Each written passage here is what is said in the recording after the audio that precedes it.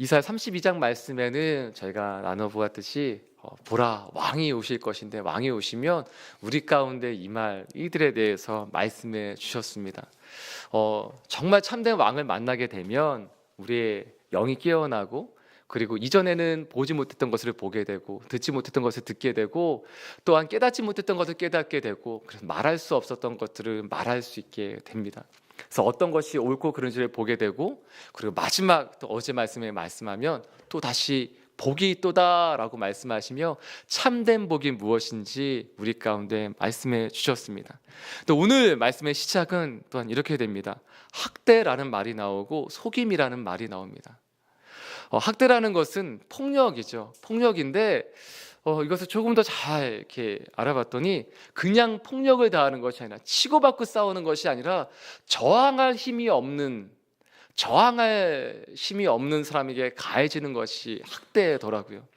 폭력을 그냥 하는 것이 아니라 어떠한 저항도 할 수 없는 사람에게 폭력을 가하는 것이 학대입니다. 그 속임은 배신을 의미합니다. 정말 나쁜 것들이죠.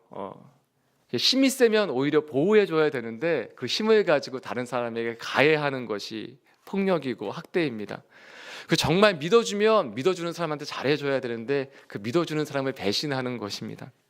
사람이 약하죠. 그래서 받은 것보다 더 가해서 더 가중되게 폭력을 가하는 사람이어서 이 땅에 정말 바른 법이 생겼다라고 했었던 것이 폭력 당한 만큼만 하라는 법이죠. 동해복수법.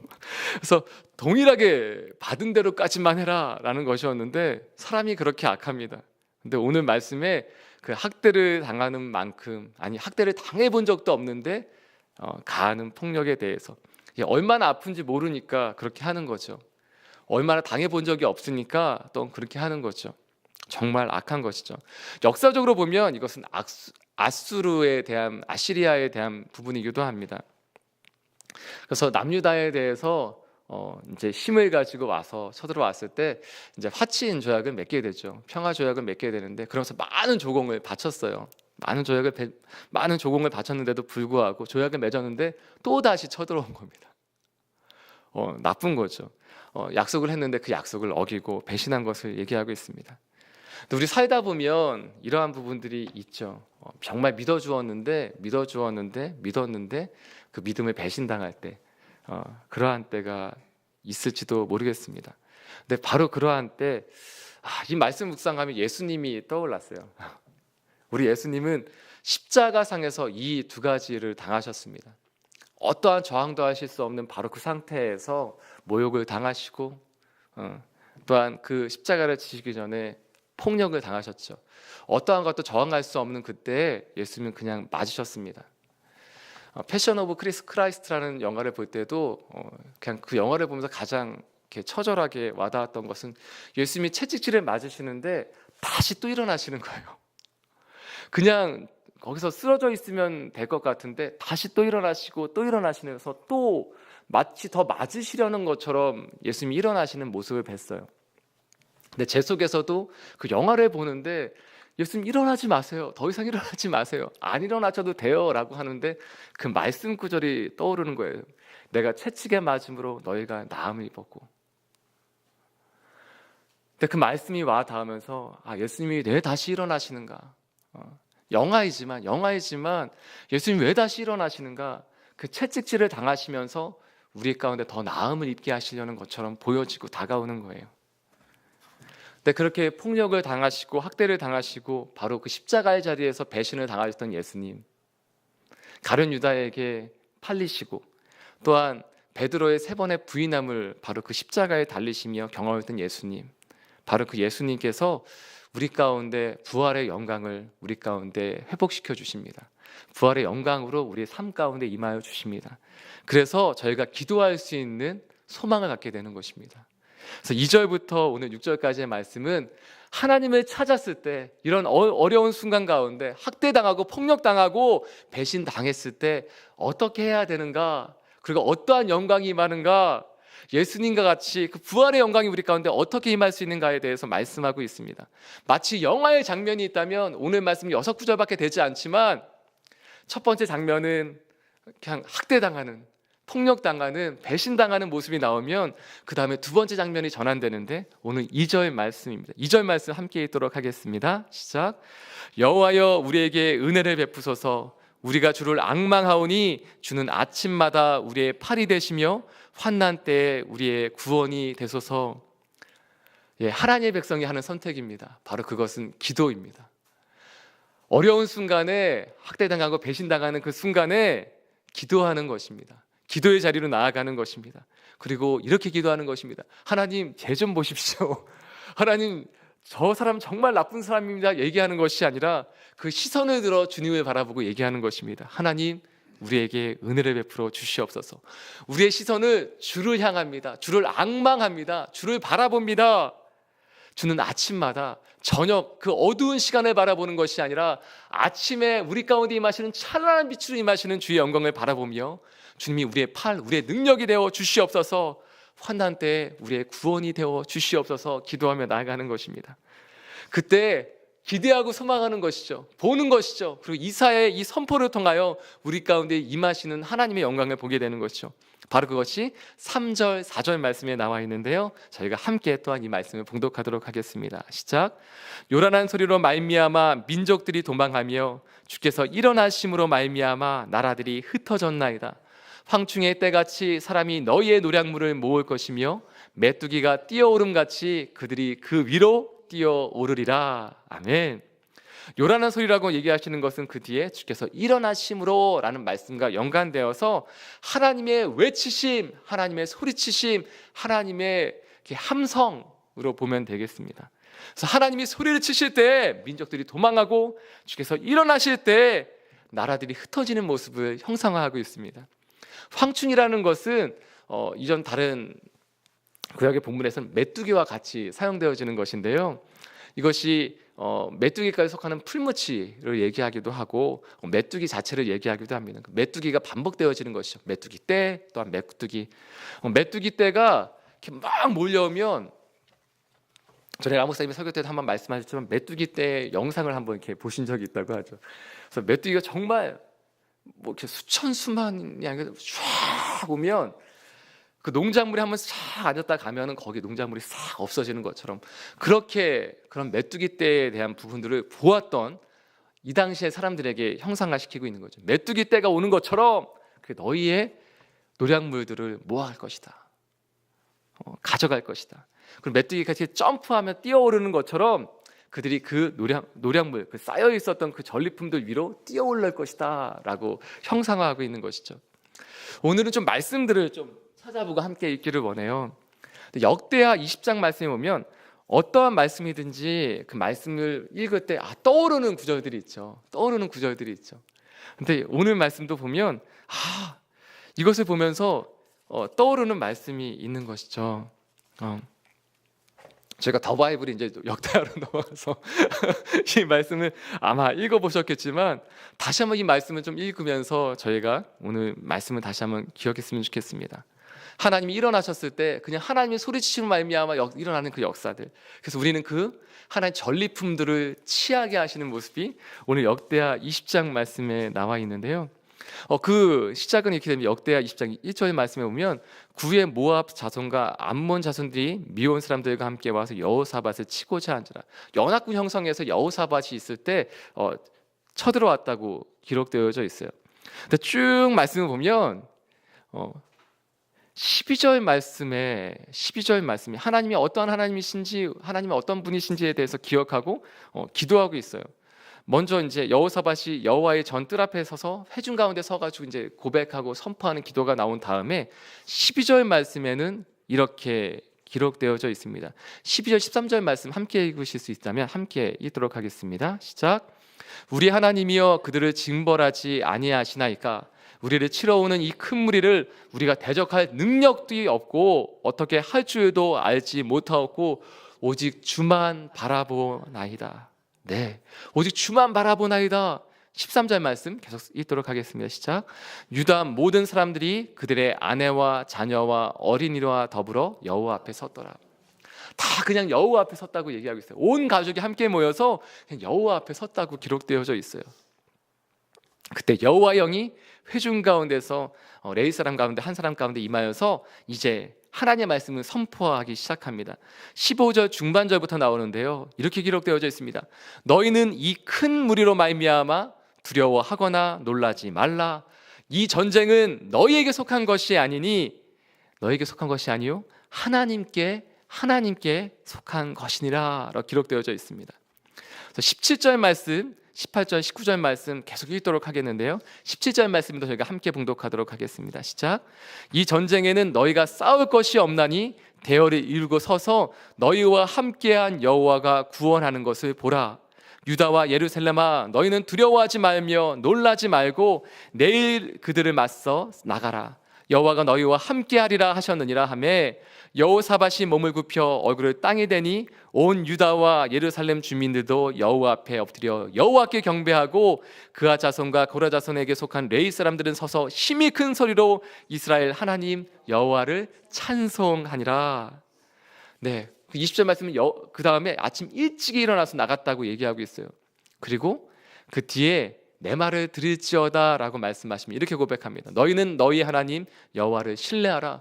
왕이 이 정도는 돼야죠. 왕이 이 정도는 돼야죠. 너희는 너희 하나님 여호와를 신뢰하라. 그리하면 견고히 서리라.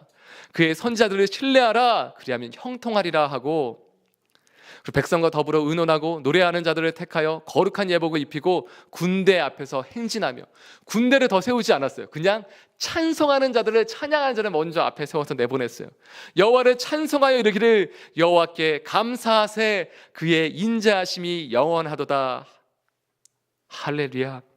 그리고 22절 이렇게 기록되어져 있습니다. 그 노래와 찬송이 시작될 때, 바로 그때에 여호와께서 복병을 두어 유다를 치러 온 암몬 자손과 모압과 세일산 주민들을 치게 하심으로 그들이 패하였으니, 23절 곧 암몬과 모압 자손이 일어나 세일산 주민들을 쳐서 진멸하고 세일 주민들을 멸한 후에는 그들이 서로 쳐 죽였더라. 유다 사람들이 나와서 싸우지 않았다는 거예요. 이스라엘 백성 싸우지 않았는데 그냥 자기들끼리 싸웠다는 거예요. 서로 싸워서 서로 쳐서 서로 죽였다는 거예요. 24절 유다 사람들이 들 망대에 이르러서, 이제 망대에 이르러서 그 무리를 본즉 땅에 엎드려진 시체들 뿐이요 한 사람도 피한 자가 없는지라. 그리고 25절 말씀, 여호사밧과 그의 백성이 가서 적군의 물건을 탈취할세 본즉 그 가운데에 재물과 의복과 보물이 많이 있으므로 각기 탈취하는데 그 물건이 너무 많아 능히 가져갈 수 없을 만큼 많으므로 사흘 동안 3일 동안 거두어 드리고 넷째 날에 무리가 브라가 골짜기에 모여서 거기서도 여호와를 송축한지라. 할렐루야. 하나님께서 행하셨을 때 역사들이 이렇게 기록되어져 있습니다. 마치 오늘 3절 4절 말씀이 이것을 떠올리게 하는 것 같은 말씀이죠. 하나님 어떻게 역사하시는가. 먼저 찬양하며 나아갈 때 내 왕이 이 정도 돼야죠. 여호사밧과 같이 하나님 우리는 힘도 없습니다, 능력도 없습니다, 어떻게 할지 우리가 도저히 모르겠습니다. 그때 하나님 앞에 나아가 하나님을 찬양하며 하나님께 기도하며 나아가는 것이죠.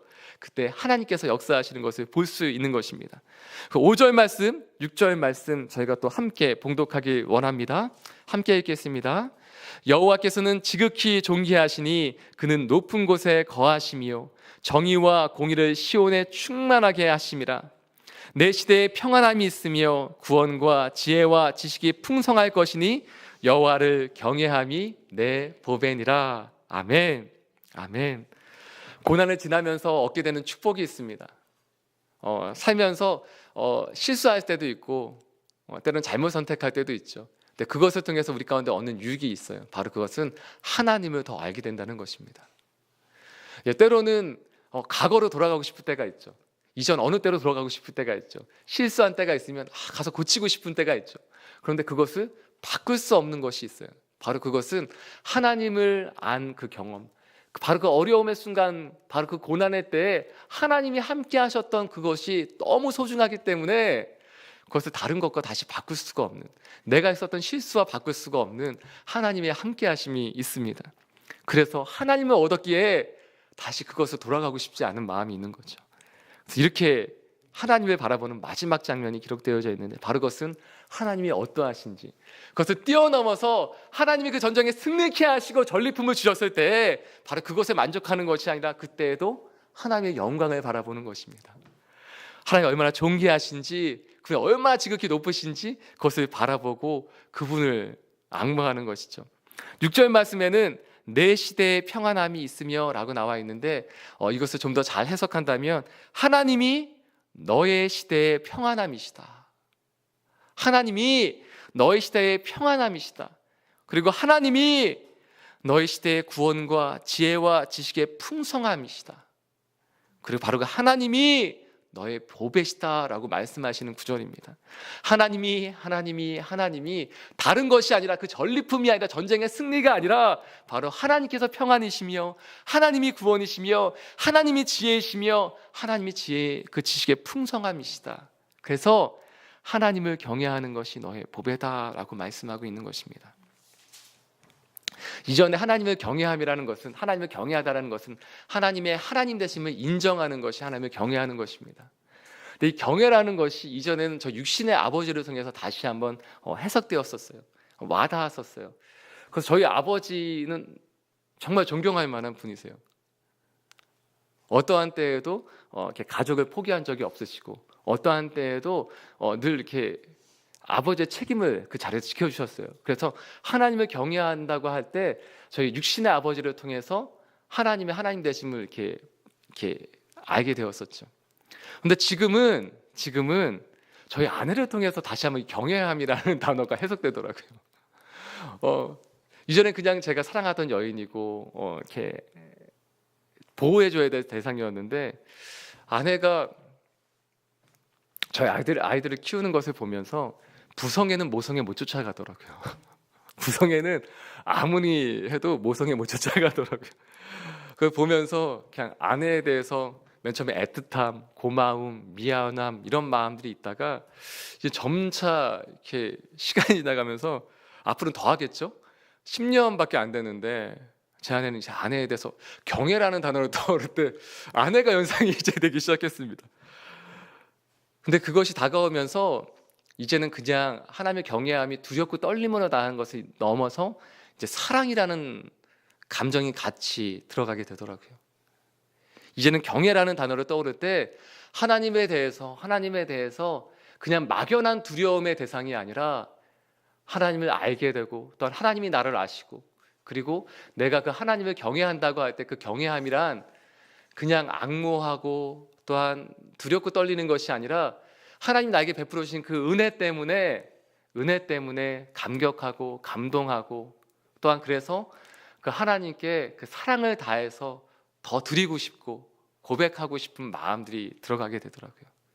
이전에 막연했던 그 경외라는 것이 하나님의 능력, 하나님의 지혜의 그 풍성하심 때문에, 하나님은 다 아시고 모든 것을 다 하실 수 있기 때문에 내가 하나님을 경외하는 것이 아니라 하나님과의 관계 가운데 알아가면서 이제는 그 하나님을 사랑하기도 하고, 때로는 하나님께 삐지기도 하고 실망하기도 하고 토라지기도 했다가, 아니구나, 하나님은 나에게 한결같으셨구나 기억하고, 또 하나님께 나아가는 그 시간들을 통해서, 그 고난의 시간들을 통해서 하나님이 어떠한 분이신지 이전보다 조금 더 알게 되어서, 그래서 하나님을 경외한다고 얘기할 때 막연한 두려움이 아니라 이전보다 아는, 시브리어 단어로 얘기하면 야다라는, 이전에는 몰랐던 것을 알아서, 이전엔 내가 그 하나님이 그냥 막연하게 지식적으로 하나님이라는 분을 아는 것이 아니라 나와의 관계를 통해서 알게 되는 그 하나님, 그렇기 때문에 경외할 수밖에 없는 그분을 선택할 수밖에 없는 그러한 것들이 있는 것 같습니다. 오늘 이 말씀에는 특별히 역사적으로는 히스기야 왕을 또한 얘기하고 있습니다. 히스기야 왕의 선택은 또한 하나님을 경외함으로 나아갔던 귀한 은혜가 있어요. 그것이 또한 30장부터 32장까지 나와 있고, 이제 앞으로 나올 이사야 36장, 37장 말씀에는, 앞으로 묵상하게 될 36장, 37장 말씀에는 그 말씀들이 기록되어져 있습니다. 근데 오늘 말씀 간단하게 또한 살펴본다면, 역대하 오늘 말씀 30장, 31장, 32장을 여러분 또한 묵상해 보셨으면 좋겠어요. 30장에 보면 이 히스기야가 하나님께로 돌아온 놀라운 역사들이, 개혁이 들어가 있습니다. 이전에 우상을 섬기던 것들을 저버리고 다시 하나님께 돌아가는 말씀들이 기록되어져 있어요. 그런데 역대하 30장 말씀에 보면 나중에 하나님을 선택해서 어떤 예배하고 유월절 절기를 다시 회복하며 예루살렘에 큰 기쁨이 있었으니 라고 시작합니다. 그래서 역대하 30장 27절 말씀에는 이렇게 기록되어 있어요. 그때 제사장들과 레위 사람들이 일어나서 백성을 위하여 축복하였으니 그 소리가 하늘에 들리고 그 기도가 여호와의 거룩한 처소에 이르렀더라. 그리고 26절 말씀에 예루살렘에 큰 기쁨이 있었는데 이스라엘 왕 다윗의 아들 솔로몬 때부터 이러한 기쁨이 예루살렘에 없었더라. 이전과 이후에 이렇게 기쁨이 충만했던 때가 없다고 얘기하고 있어요. 이것은 하나님의 기쁨을 얘기하고 있는 것이죠. 그런데 32장 시작은 이렇게 됩니다. 32장 1절 말씀은 이 모든 충성된 일을 한 후에 하나님께 예배하고 절기를 회복하고 우상을 버리고 하나님께 다시 돌아갔어요. 그런데 32장 1절 말씀에 어떻게 기록되어 있냐면 이 모든 충성된 일을 한 후에 아수르 왕 사네립이 유다에 쳐들어와서 정말 충성된 일을 다 마치고 났더니 아수르 왕 사네립이 유다에 쳐들어와서 견고한 성읍들을 향하여 진을 치고 쳐서 점령하고자 한지라. 정말 하나님을 예배하고 열심히 살고 있는데 바로 그때 어떤 일이 벌어지느냐? 아수르가 쳐들어옵니다. 조약을 깨고 아수르가 쳐들어옵니다. 근데 그때 히스기야 왕이 어떻게 하느냐? 불평하지 않습니다. 하나님 제가 이렇게 섬겼는데요 하지 않습니다. 그냥 기도합니다. 20절 말씀부터 22절까지의 말씀을 보면 굉장히 귀한 말씀이 기록되어져 있어요. 역대하 32장 20절부터 22절까지의 말씀은 제가 읽도록 하겠습니다. 이러므로 히스기야 왕이 아모스의 아들 선지자 이사야와 더불어 하늘을 향하여 부르짖어 기도하였더니 여호와께서 한 천사를 보내어 아수르 왕의 진영에서 모든 큰 용사와 대장과 지휘관들을 멸하신지라. 아수르 왕이 낯이 뜨거워 그의 고국으로 돌아갔더니 그의 시내전에 들어갔을 때 그의 몸에서 난 자들이 거기서 칼로 죽였더라. 이와 같이 여호와께서 히스기야와 예루살렘 주민을 아수르 왕 사네립의 손과 모든 적국의 손에서 구원하여 내사 사면으로 보호하시매. 오늘 말씀도 뭐가 기록되어 있느냐? 역대하 30장 20절, 22절, 22절 말씀에는 무엇이 기록되어 있느냐? 기도하였더니 여호와께서 그냥 행하시는 것을 보고 있어요. 싸웠다고 기록되어져 있지 않아요. 그냥 아수르 왕의 진영에서 모든 큰 용사와 대장과 지휘관들이 정말 지휘관들만 용사들 크게 싸울 수 있는 사람들만 다 멸하셨어요. 그랬더니 아수르 왕 사네립이 얼굴 부끄러워서 낯이 뜨거워서 그의 고국으로 돌아갔어요. 근데 그 다음에 어떠한 일이 있느냐? 그의 몸에서 난 자들, 자기 자식들에게 죽임을 당하게 됩니다. 그리고 왕권이 그 자식이 넘어가게 되죠. 하나님 이와 같이 하나님께서 히스기야와 예루살렘 주민을 아수르 왕 사네립의 손과 모든 적국의 손에서 구원하여 내사 사면으로 보호하심에 마지막 23절 말씀에 이 히스기야 왕을 하나님께서 존귀하게 해주셨다라는 말씀이 기록되어져 있습니다. 사랑하는 여러분, 하나님의 하나님 되심을 인정하는 것이, 그리고 우리가 어려움을 당할 때 다른 것을 찾는 것이 아니라, 다른 조건들을 먼저 선택하는 것이 아니라 하나님 앞에 엎드려지는 것이, 기도하는 것이 능력입니다. 바로 그것이 우리의 선택해야 될 방법입니다. 다른 것 선택하지 마시고 기도를 선택하는 여러분과 제가 되길 이 시간 선포하고 축복합니다. 하나님 우리 가운데 어떠한 분이시냐? 하나님 이렇게 우리에게 축복하고 계세요. 이것은 아론의 축복이기도 한데요, 이렇게 기록되어져 있습니다. 여호와는 내게 복을 주시고 너를 지키시기를 원하며, 여호와는 그의 얼굴을 내게 비추사 은혜 베푸시기를 원하며, 여호와는 그 얼굴을 내게로 향하여 드사 평강 주시기를 원하노라. 아멘. 하나님 우리 가운데 평강 주시기를 원하시고 지키시기를 원하고 한 번도 그 얼굴빛을 우리에게서 돌리신 적이 없으십니다. 그래서 이 시간 그 하나님을 바라보며 주 앞에 나가는 시간 되길 원합니다. 하나님, 저는 힘이 없습니다. 어찌할 바를 모르겠습니다. 그때마다 기도를 선택하고 기도하는 저와 여러분이 되기를 이 시간 선포합니다. 네, 이 추석의 때 병원에 계신 분도 계시더라고요. 이 추석 때 아파서 그냥 입원해 계신 분도 계시더라고요. 이때에도 홀로 아파하는 분이 계시더라고요. 그렇지만 이 시간 그래서 기도합니다. 여러분 어디에 계시든지 병상에 있을지라도 이 시간 기도하고 있습니다. 여러분 힘을 내시고 또 오늘 말씀과 같이 하나님이 주시는 그 복과 그 회복 가운데 여러분이 있기를 이 시간 선포합니다. 함께 기도하며 나아가기 원합니다. 하나님, 이 시간 함께하여 주시옵소서. 우리의 얼굴을 주를 향하여 듭니다. 다른 것을 향하여 우리의 시선을 돌리는 것이 아니라 오늘 말씀과 같이 여호와를 앙망하나이다, 주님을 바라보나이다. 우리의 시선이 우리를 학대하는 자들, 우리를 배신하는 사람들 가운데 있지 않고 내 주님, 우리를 향하여 그 얼굴의 빛을 향하여 주시는 하나님께 향하여 있게 하여 주시옵소서. 이렇게 기도하며 나아가기 원합니다. 함께 기도하시겠습니다. 하나님 아버지, 이 시간 기도함으로 주 앞에 나아갑니다. 마음과 뜻을 드리며 주 앞에 나아갑니다.